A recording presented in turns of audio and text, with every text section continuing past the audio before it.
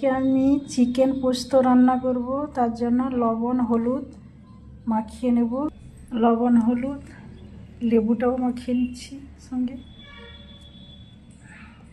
লবণ হলুদ লেবু আমি মাখিয়ে নিলাম। পোস্তটাকে বেটে আনবো। তো চিকেনটাকে আমরা যেরকম রান্না করি সেরকমই রান্না করব। তো রান্নাটা যখন হয়ে আসবে তার আগে আমি পোস্তটা দিয়ে দিব।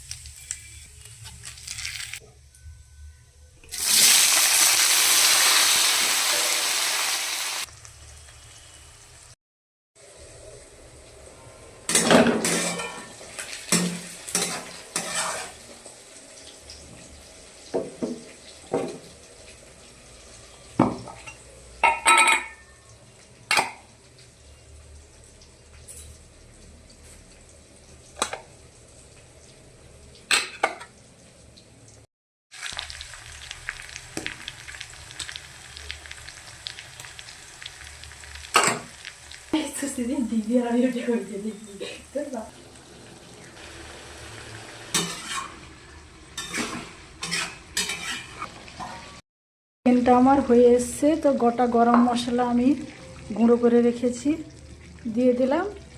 সঙ্গে পোস্তটাও আছে, আমি দিয়ে দিলাম।